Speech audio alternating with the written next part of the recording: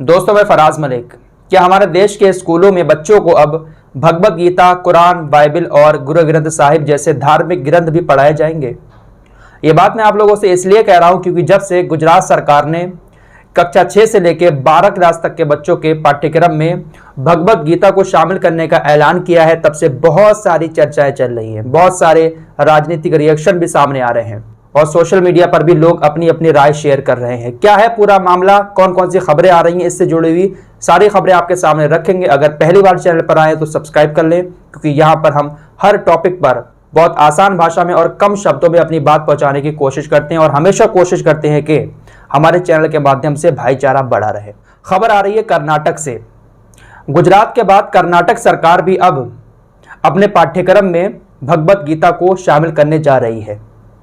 कर्नाटक के स्कूलों में भी हो सकता है बहुत जल्द भगवत गीता पढ़ाई जाए स्कूलों में।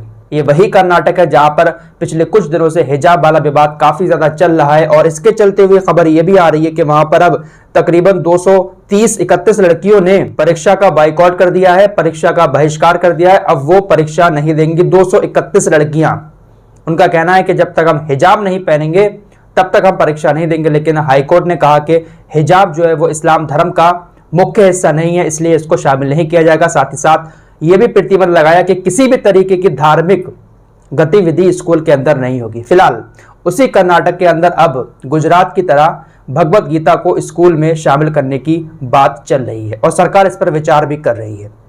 जब ये खबर सामने आई तो पहले कर्नाटक से कुछ रिएक्शन सामने आए। किसी ने सरकार के इस फैसले का स्वागत किया तो किसी ने इसको थोड़ा सा गलत फैसला भी बताया है।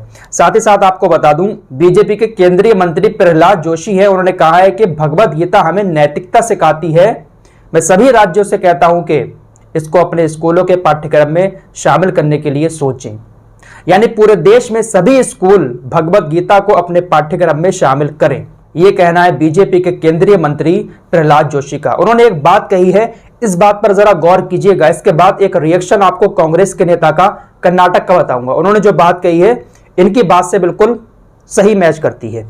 इन्होंने कहा कि भगवत गीता हमें नैतिकता और आचार विचार सिखाती है, यह हमें समाज की भलाई के प्रति जिम्मेदारी से अवगत कराती है। उन्होंने कहा है कि अगर हम भगवत गीता पढ़ेंगे तो समाज के प्रति जो हमारी जिम्मेदारी है उन जिम्मेदारियों को हम समझेंगे भगवत गीता को पढ़ने के बाद। उन्होंने कहा कि कई नैतिक कहानियां हैं जिनको पढ़ने के बाद हमारे बच्चे काफी प्रेरित होंगे और वो अच्छे काम करेंगे। इसलिए हर राज्य की सरकार को सोचना चाहिए कि वो अपने पाठ्यक्रम में इसको शामिल करें। अब कर्नाटक वाली खबर पे फिर से वापस आते हैं। कर्नाटक के अंदर जब वहां की शिक्षा मंत्री ने इसको अपने पाठ्यक्रम में शामिल करने की बात कही तो कांग्रेस के एक नेता हैं जिनका नाम है रहमान खान, ये केंद्रीय मंत्री भी रह चुके हैं पहले। इन्होंने कहा कि राज्य के शिक्षा मंत्री ने गुजरात की तरह पाठ्यक्रम में गीता को शामिल करने की बात कही है। धार्मिक पुस्तक को सिलेबस में शामिल करना कोई बुरी बात नहीं है, लेकिन भारत अनेक धर्मों का एक विविधता वाला देश है और सभी धार्मिक पुस्तकें धर्म की शिक्षा देती हैं। आप ऐसा नहीं कह सकते कि गीता ही धर्म और भारतीय संस्कृति की शिक्षा देती है। बहुत सही बात कही है इन्होंने कि गीता को आप शामिल कर रहे हैं, कोई गलत बात नहीं है, लेकिन और धर्म की जो पुस्तकें हैं वो भी तो धर्म की ही शिक्षा देती हैं। ऐसा थोड़ी ना है कि सिर्फ गीता ही धर्म की शिक्षा देती है, भारतीय संस्कृति की शिक्षा देती है। गीता, कुरान, बाइबल या गुरु ग्रंथ साहिब, ये सभी धार्मिक किताबें जो है वो अच्छी शिक्षा ही देती हैं लोगों को। आगे उन्होंने कहा कि छात्रों को सभी धार्मिक किताबें पढ़नी चाहिए। इस फैसले में भाजपा का स्वार्थ छिपा है। नई शिक्षा नीति पाठ्यक्रम में हिंदुत्व नीति को लाने की कोशिश है और कुछ नहीं। ये बड़ी बातें कही हैं कांग्रेस के नेता और पूर्व केंद्रीय मंत्री रहमान खान ने। तो अगर रहमान खान की बात को लेकर ही अपना ओपिनियन दिया जाए तो सही बात है। अगर आप भगवत गीता पढ़ा रहे हैं तो वो भी एक धार्मिक किताब है। इसी तरीके से कुरान आप हिंदू बच्चों को पढ़ाएं, उनको भी दिखाएं कि आखिर कुरान में लिखा क्या है। गीता को मुस्लिम बच्चों को पढ़ाएं ताकि उनको ज्ञान तो हो कि आखिर इसमें लिखा क्या है।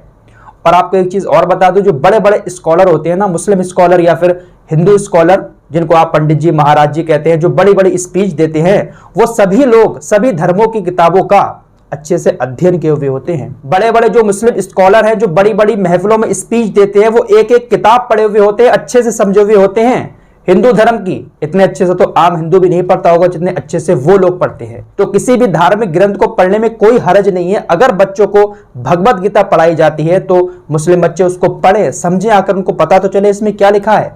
साथ ही साथ अगर आप इसको शामिल कर रहे हैं तो उन नेताजी का कहना है कि आप और धर्मों की किताबों को भी शामिल कर लो। तो इस पर आप लोगों की क्या राय है, क्या धार्मिक किताबों को शामिल करना चाहिए? साथ ही साथ कुछ प्रतिक्रिया ऐसी भी आ रही सोशल मीडिया पर, लोग हिजाब को और गीता को जोड़ रहे हैं। लोगों का कहना है कि हिजाब को धर्म के साथ जोड़कर उस पर प्रतिबंध लगा दिया जाता है, लेकिन जो धार्मिक किताब गीता है उसको आप स्कूलों में पढ़ाने की बातें कर रहे हैं। तो इस तरीके की प्रतिक्रियाएं सोशल मीडिया पर आ रही हैं। फिलहाल आप लोगों का क्या मानना है, क्या स्कूल में धार्मिक ग्रंथों को शामिल करना चाहिए? और अगर गीता शामिल हो रही है तो इसके अलावा और जो धार्मिक ग्रंथ हैं वो भी बच्चों को पढ़ाए जाने चाहिए?